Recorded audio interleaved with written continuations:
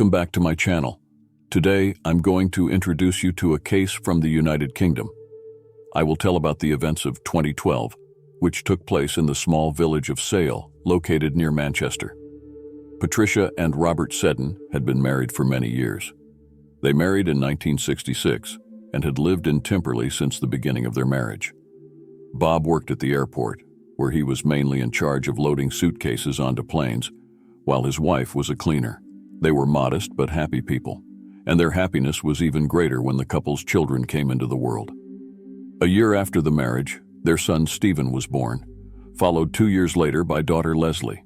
It seemed that Rob and Pat had everything important in life: a supportive partner, healthy children, and a job that may not have paid exceptionally well, but enough to provide for their basic needs.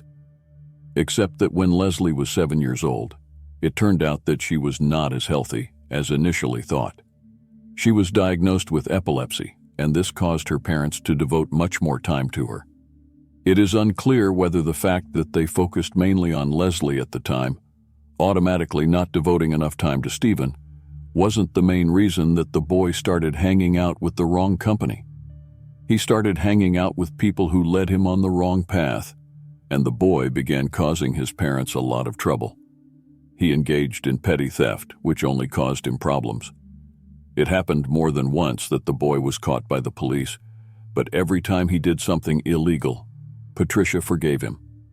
Perhaps she felt guilty for not devoting enough time to him, which made Stephen start looking for people who were able to spend as much time as he needed.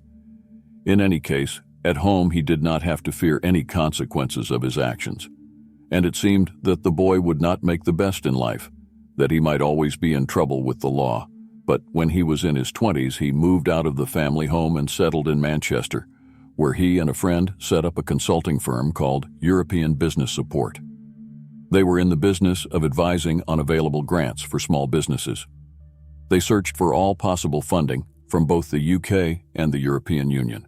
They charged a fee of £300 for such a service, and in fact, they had no shortage of clients, making their company grow very well. Stephen and his friend were earning more and more. They could not complain about lack of cash. Things were also getting better for Stephen in his personal life. Seddon met his wife Nicola, an ex-model from the Sunderland area, in a lap dancing bar in Manchester. Immediately after their marriage, the couple settled in the northeast of England, in the town of Seaham, more than 200 kilometers from his family home. This meant that Stephen no longer saw his parents as often due to the distance between them. And Pat and Bob lived in Sale, the village they moved to after Bob's mother died. When she died, the couple decided to buy the house she had previously occupied. It was larger than the one they had previously rented. Plus, it meant they were no longer stuck with renting. And the couple continued to live there together with their daughter Leslie. After Stephen moved away further with his wife, a new family member arrived in Bob and Pat's house. Leslie gave birth to a son, but the boy was not completely healthy.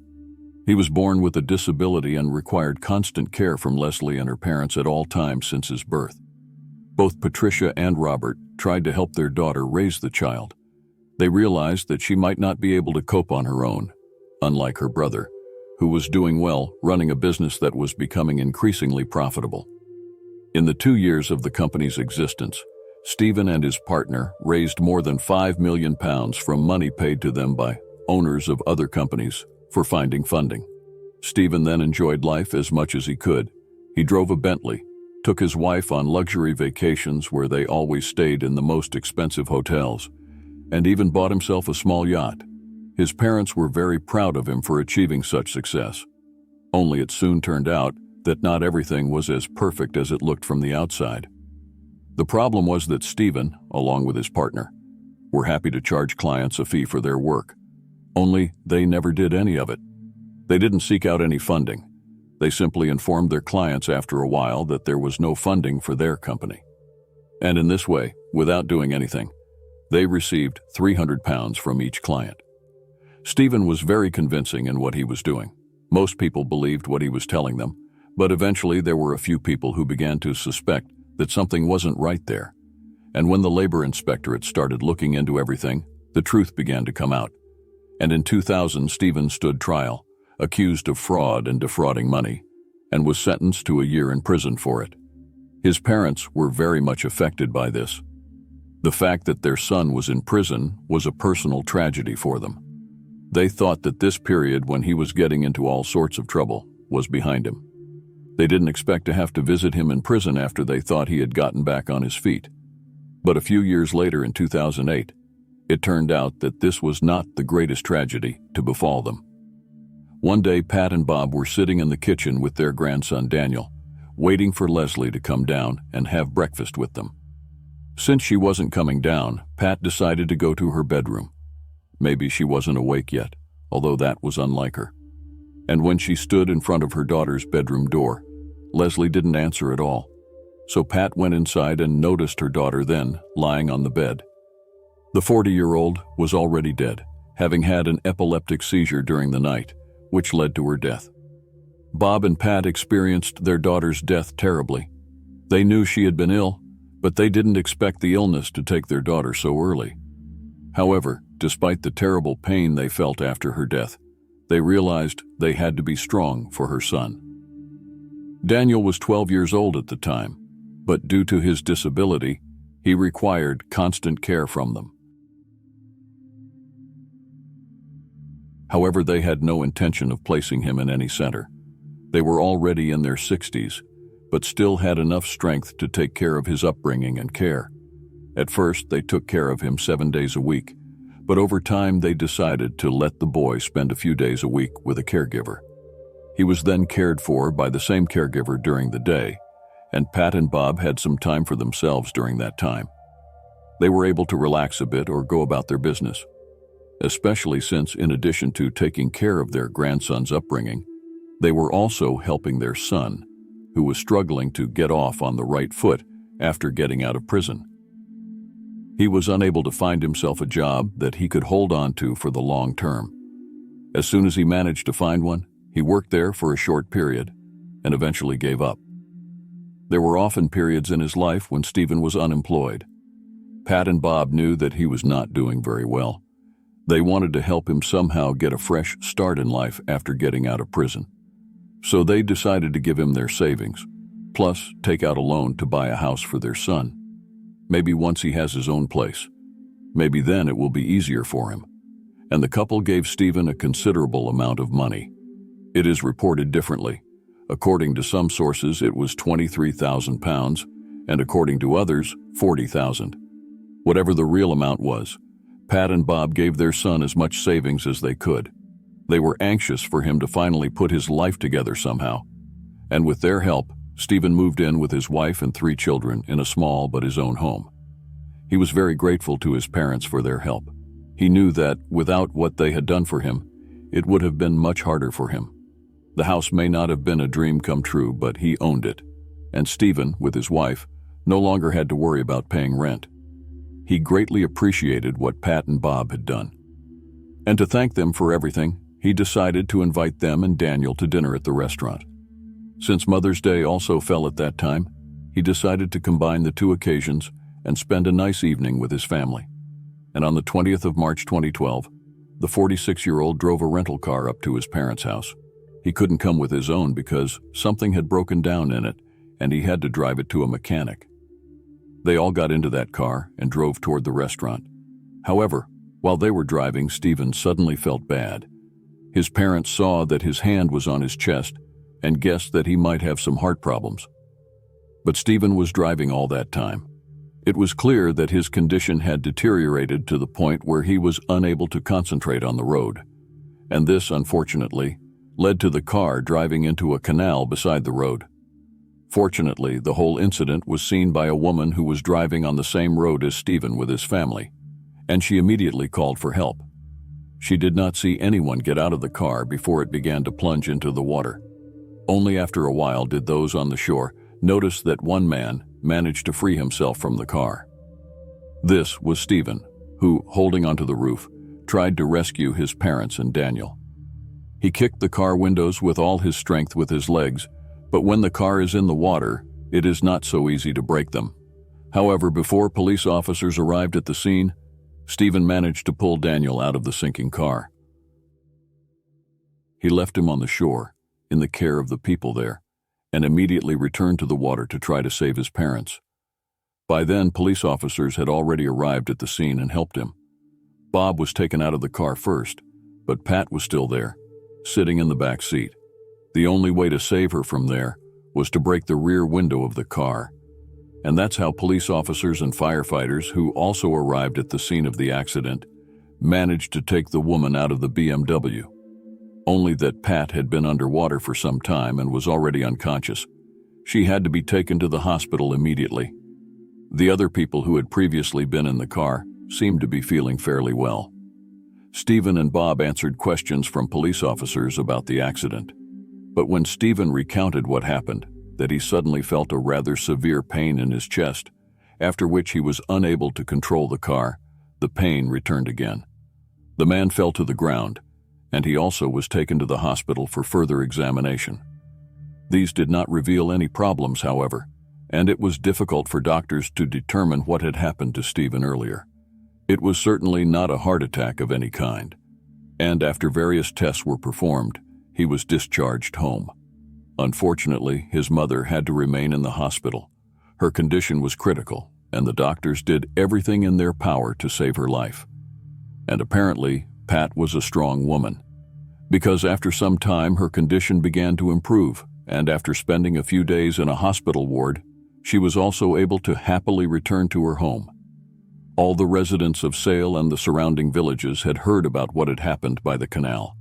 They knew that Stephen, despite the fact that he himself was not feeling well, immediately began rescuing his family members after leaving the car. The story also caught the interest of the local media, which were eager to spread the word about Stephen's heroic act. Interviews appeared with the 46-year-old who recounted the entire incident. Stephen became a local hero, saving his family. But the incident left a big mark on Pat and Bob. It was difficult for them to return to everyday life after the incident. All the time they had before their eyes what happened that evening. It was not easy to forget it. Both of them had problems with insomnia, and if they did manage to fall asleep, they were then tormented by nightmares related to the accident. It was apparent that they were still reliving what had happened at the time. Those who knew them knew that they were no longer the same people. They both began to have depressive states, even though they really tried to forget the whole accident. But because they had been taking care of Daniel all along, they knew they had to get over it, at least for his sake. Only it wasn't all that easy. More months passed, and the couple still failed to return to their previous mental state. Roughly 3.5 months after the accident, on July 6, 2012, Daniel returned home with his caregiver after a break lasting a few days. Usually, it was the case that when he appeared in front of the house, Pat would stand in the window and wave to him, and Bob would stand in front of the house waiting for his grandson. This time, however, neither of them could be seen, with neither Pat in the window nor Bob in front of the house. And what was even stranger, when the boys' caregiver rang their doorbell, no one answered. The man went to see if they were in the garden behind the house, but they were not there either. Puzzled by the whole situation, he looked inside through the window, and what he saw made him immediately reach for the phone and call the emergency number. Through the window, he saw Bob sitting on the couch, but what scared him was that he was holding a gun. When police officers arrived at the couple's home, they went inside, and the first thing they saw was Patricia lying on the floor in the hallway. The woman was dead, and the wound located on her head indicated that someone had earlier aimed a gun at her and pulled the trigger. Bob was located on the couch, as described by Daniel's caregiver. In his case, the wound was at chest level. He also was already dead. All indications were that the couple was unable to cope after the death of their daughter and after what happened on the way to the restaurant. The incident led to their mental state definitely deteriorating, and they decided to take their own lives. Was it a joint decision, or was it just Bob's decision to kill his wife before taking his own life? That, unfortunately, could not be determined. People who knew Pat and Bob well were shocked when they heard of their deaths. They knew that the last few months had not been the easiest for them, but they also knew that they were responsible people who had been involved in raising their grandson. It seemed that they would not leave him alone. Or maybe they were guided by the fact that they had spoken to Stephen earlier after Leslie's death, who declared that if anything happened to them, he would take care of Daniel. Perhaps with this knowledge, they could afford to leave this world.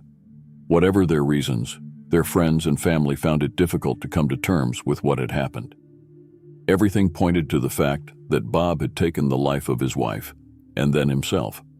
However, police officers had to check everything on the spot to rule out the involvement of third parties. And when their attention was drawn to the wound located on Bob's chest, it turned out that there was no way he had pulled the trigger himself. The bullet that hit the man was fired from a distance of 1.5 meters from him, the size of the wound indicated. Also, the positioning of the gun itself confirmed that it could not have been Bob. It was lying on the man's lap. If in fact he had been the one to pull the trigger, it would most likely have been lying on the floor somewhere. And if it wasn't Bob, who killed them? They didn't seem to be people who had any enemies wishing them dead. Police officers, as they continued their investigation, talked to everyone who knew the couple, with their family, friends, neighbors, and even their family doctor. And it was a conversation with the doctor where Bob was treated that shed a completely different light on the whole case. It turned out that Bob had seen him shortly before his death, and during that visit, he shared with the doctor his concerns about the accident a few months earlier. In all the time that had passed since they drove the car into the canal, he had been thinking a lot about it, and the longer he thought about it, the more certain he became that it was not a normal accident. Bob told the doctor about how he was at his son's house shortly after the incident, and there he noticed a document saved on his TV about what to do in case the car ended up in the water. It seemed very strange to him, whether it could have been a coincidence or maybe his son was trying to kill them all and in order to get away with it himself had prepared for it beforehand. Bob had a feeling that it was more likely the latter, that for some reason Stephen wanted to kill them. The doctor, when he heard about the man's suspicions, suggested that maybe he should report it to the police, but Bob didn't want to do that. He said he needed to talk to his own son about it himself. This conversation with the family doctor made the police officers begin to take Stephen into account as the perpetrator of the crime. Previously, they hadn't even thought about it. Immediately after talking to the doctor, the man was arrested and brought to Manchester, where he was questioned. Stephen was very outraged by all this. How could the police officers even suspect him of this? After all, they were his parents. However, in order for investigators to rule out his involvement in the crime, they needed to establish the time when it occurred. Stephen could provide an alibi for that day, and in the course of the investigation, they were able to establish some information that helped determine the time frame in which the couple was killed. Neighbors told police officers that every Wednesday the residents of the street where the couple lived put waste containers in front of the house, which were emptied on Thursday. They remembered that no such trash container appeared in front of Pat and Bob's house on Wednesday, July the 4th. The neighbors also knew that Pat hung out laundry in the garden every day, and she did the same thing every day. In the morning, she would hang out the white clothes, and when those dried, then she would hang the darker ones. On Wednesday, July 4th, only white clothes appeared on the dryer. No one took them off or hung the dark ones. On the surveillance cameras in Sale, police officers were able to catch a glimpse of Bob as he left Fish and Chip Shop a few minutes after 12 o'clock on the same 4th of July day. When he got home, he still picked up the phone and finished talking at 12:24 p.m. That was his last call. When someone called his landline again at 4:21 p.m., neither he nor Pat answered the call. This gave police officers a 4-hour window when the murder could have occurred. Stephen insisted all along that he was innocent. He wasn't the one who killed his parents and had no idea why he would do it. He also had an alibi for the day when police officers believed the murder occurred. 2 days earlier on Monday, he and his entire family had gone to the seaside for a few days. The place was nearly a 3-hour drive away from his home. While he was there on Tuesday evening, he was reminded that he had to appear at the job center the next day for an appointment. Stephen had no choice. Wednesday morning, after 5 o'clock, he had to get in the car and make the 3-hour trip back home. When he got there, he had time to drink a cup of coffee, and as 10 o'clock approached, he left the house to go to the office. Only then he was in for an unpleasant surprise. Because there was a power outage at the time, Stephen was unable to open the gate to the garage where his car was parked. He had no choice then. Not wanting to be late, he ran as fast as possible to be on time. At the office, he took care of everything that needed to be done and immediately returned home. Since the electricity was still out, he went to bed, and when he woke up, he could already open the gate to the garage. Therefore, he immediately returned to Fleetwood, where his family had been staying the entire time. Police officers checked the location of his phone, and it confirmed his words. His phone was located in Seaham for almost the entire day. His words were also confirmed by employees of the job center. They saw Stephen on Wednesday at 10 a.m., and those employees remembered well that he came to that meeting out of breath, as he had to run all the way from home. Did all this mean that he was innocent after all, and that Pat and Bob had been killed by a completely different person? It looked like it, but the police officers, in the course of investigating and confirming Stephen's alibi, came across something that piqued their interest. Since he testified that he had been at the job center that day, investigators checked surveillance footage located on the office building. This footage also confirmed Stephen's earlier words. At around 10 a.m., he appeared in the building. Only the investigators were interested in something else. They noticed that moments before Stephen appeared on this footage, a car was parked on the street near the office, and it was from that direction that Stephen came. And when he came out of the office, he walked toward that car, and a moment later, the vehicle drove away. Police officers were unable to determine whether the man got into that car or whether it was just a coincidence. The camera only covered a portion of this vehicle, and investigators were unable to determine this. It would have been a big coincidence, however, that at the exact time Stephen arrived at the office, someone parked this car, and when he left the office, then drove away. Unfortunately, the footage did not make it possible to determine either the license plate number of this car or even what make it was. Only that police officers noticed on the recording that at the time this car was parked there, a bus was passing along the street perpendicular to the street where it was standing. Buses are equipped with cameras, and perhaps one of them captured this vehicle. And here the police officers are not wrong. After checking the camera footage of this particular bus, it was noted exactly what kind of car it was. It was already known that it was a blue BMW, but somehow this footage did not allow them to determine the number in the registration of this car. But in the course of conversations with Stephen's family and friends, it was quickly determined to whom the car belonged. The man's brother-in-law admitted that on that Wednesday, when Pat and Bob were killed, Stephen showed up at his house in the morning and asked him to borrow the car, a blue BMW exactly like the one seen on the video, and the man lent him the car, and Stephen returned it only after a few hours. That is, it turned out that the 46-year-old had access to a car and did not move around the city on foot, as he kept assuring police officers. He also had the ability to travel the route from the city where he lived to the village where his parents lived. The one-way route may have taken him 2.5 hours, but he was able to do it. The investigators just needed to find confirmation that the borrowed BMW was in the sale area that day. And once they had the license plate numbers of that car, it was much easier. The automatic license plate recognition system immediately indicated the route the car had taken. That day, someone was driving this car from Seaham toward Manchester, on the outskirts of which Bob and Pat lived. At 1:35 p.m., this car was visible on the street near Pat and Bob's house. It was moving in the direction of the couple's home. 28 minutes later, the same camera recorded a blue BMW coming from the direction where Pat and Bob lived, and the license plate recognition system indicated that this car took the opposite route to the earlier one. From Manchester, someone was driving in the direction of Seaham, and since Stephen was in possession of that BMW at the time, there was no doubt that he was the one driving the car. However, why would he kill his parents? After all, they were the kind of parents that many people could envy. They helped him as much as they could.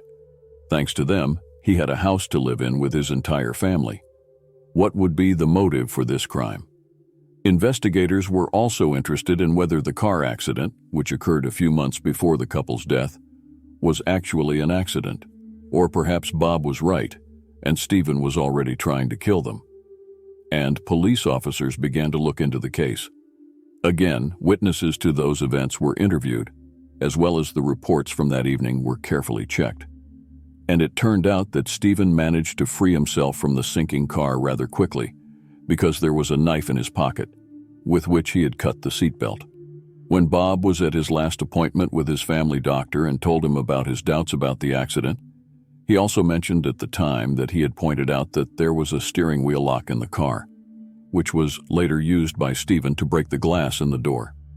Bob was a little surprised that such a lock was there, because it was a very modern car, having an immobilizer, and this type of device seemed to be unnecessary there.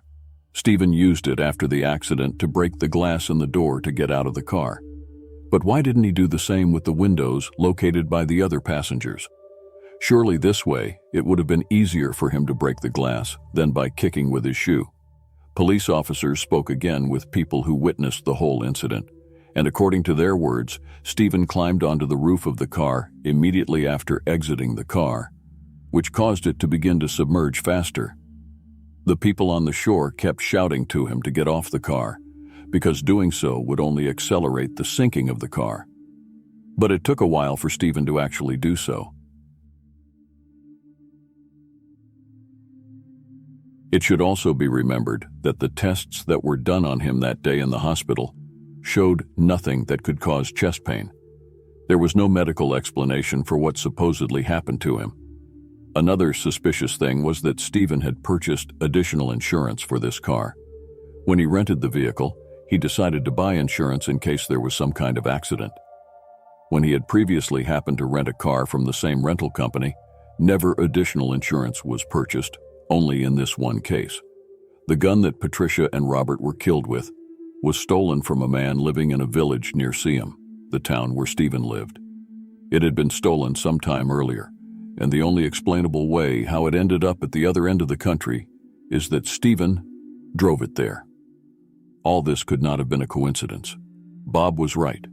Their son was trying to take their lives at the time, only most likely his plans were thwarted by witnesses who happened to be by the canal at the time. Only if there had been no one there, he probably would not have tried to save them at all. He didn't succeed then, but 3.5 months later, he was more successful. After taking all the information about the two incidents, 8 days after he killed his parents, the police arrested Stephen. In the course of the trial, which began in February 2013, in addition to all the evidence previously gathered, a possible motive for the crime was also presented. Of course, it was all about money. After Leslie's death, Stephen became the sole heir of Pat and Bob. They changed their will, in which everything they owned was left to him. Stephen promised them that if something happened to them, he would take care of Daniel. Knowing this, they were able to peacefully bequeath all their property to him. The house they lived in was worth £230,000, and Stephen knew exactly how much he could use the money for. At the time this crime occurred, he was unemployed, which was not unheard in his case. But he wanted to change that, and an opportunity came along to do so. There was a pub in the village where he lived, and its owner was going to sell it. Stephen then thought that he could become the new owner of the place. He had already discussed the subject with the owners of this pub, and they had even agreed that Stephen would buy the premises from them. Only the owners didn't realize that he didn't have sufficient funds for such a purchase. His bank account contained about £5.